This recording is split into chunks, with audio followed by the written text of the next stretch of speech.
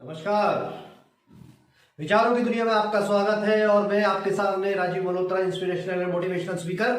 आज जो आपके लिए टॉपिक लेकर आया हूं वो है बाउंस बैक। क्या है? Bounce back. याद रखिए, हार आपको जीवन भर मिलती रहेंगी, तो क्या हम काम करना छोड़ दें? नहीं, हमें काम नहीं करना है, अपने सपनों की तरफ भागना है, आगे बढ़ना है, अपने लक्ष्य की प्राप्ति करनी है। अब उसके लिए हमारे पास बहुत सारी चुनौतियां आएंगी, और किसके जीवन में नहीं आती है?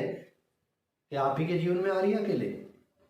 सिर्फ इस पृथ्वी पे सिर्फ आप ही हैं जो अकेले, आप ही के जीवन में ये चुनौतियां आ रही हैं कि आप काम करते हैं, आपको असफलता मिलती है। आप काम करते हैं, आपको मन चाहे लक्ष्य प्राप्त नहीं हो रहा। तो ये क्या सिर्फ आप ही जिनके साथ अकेले आप ही हैं जो आपके साथ हो रहा है? नहीं, ऐसे हजारों लोग होते हैं, और हर व्यक्ति के जीवन में चैलेंजेस आए हैं और आने भी चाहिए। आखिर आने भी चाहिए। क्यों आने चाहिए? क्योंकि जब तक हमारे पास चैलेंज नहीं आएंगे, तो जब हमारे को वो जीत मिलेगी, हमारे को उसका स्वाद का पता नहीं चलेगा। तो चैलेंजेस आना जरूरी है। आप अकेले नहीं है जिनके जीवन में अकेले चैलेंजेस आते हैं। एपीजे कलाम साहब के बारे में आप तो जानते ही होंगे।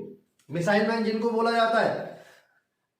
एक सपना था उनका कि एयरफोर्स में वो नौकरी करें।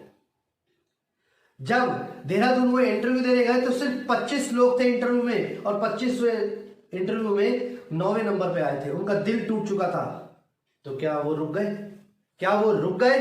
नहीं रुके, वो आगे बढ़ते चले गए, और आज उनको दुनिया मिसाइल मैन के नाम से जानती है। आप अकेले नहीं है जिनके जीवन में चुनौतियां आती है।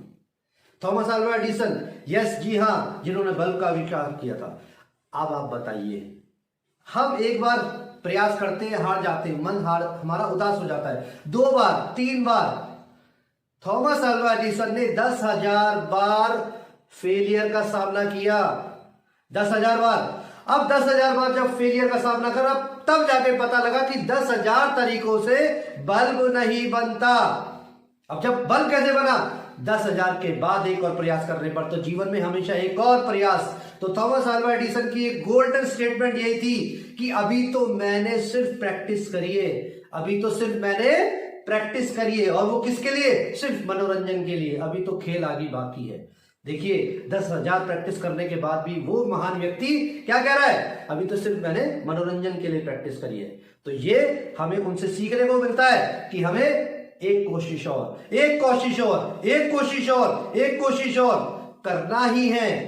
क्यों? क्योंकि जो पानी रुक गया वो सड़ गया, उसमें कीड़े पड़ गए। तो क्या वो पानी किसी काम का है? नहीं। तो इसलिए दरिया बनिए, बहते चलिए, किनारा मिलेगा ही मिलेगा। आप अकेले नहीं है जिनके जीवन में ये दिक्कतें आ रही हैं, जिनके जीवन में ये परेशानियां आ रही हैं, असफलता का सामना कर रहे हैं। बीथोवन आप जानते होंगे। जी हां, बिल्कुल सही, बीथोवन, उन्हीं के बारे में बात कर रहा हूं जो महान संगीतकार रहे वर्ल्ड के। कान से बहरे थे।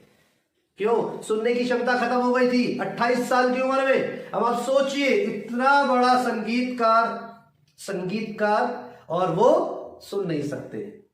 तो अपनी कमजोरियों को उन्होंने ताकत बनाया। और एक बार जब वो स्टेज शो कर रहे थे, हजारों आदमी उनके स्टेज के पास बैठा हुआ था, सुन रहा था, पर वो नहीं देख पा रहे थे। क्यों? क्योंकि उनकी पीठ दर्शकों के साथ थी। और जब उनको मोड़ा गया तो सभी ने जब तालियां बजाई, तब पता लगा बीथोवन को कि मेरा म्यूजिक वर्ल्ड क्लास म्यूजिक है। तो अपनी कमजोरियों को ताकत बनाइए। आप अकेले नहीं है जिनकी जिंदगी में पर ये जो है कमियां आ रही हैं, जिनकी जिंदगी में असफलता आ रही है। सभी की जिंदगी में आती है, पर कोई डर जाता है और कोई कर जाता है। तो करता वही है जिनके मन में साहस होता है। और साहस किसके मन में होता है? जो हर बार गिरने के बाद आगे उठने का प्रयास करता है, वही साहसी होता है।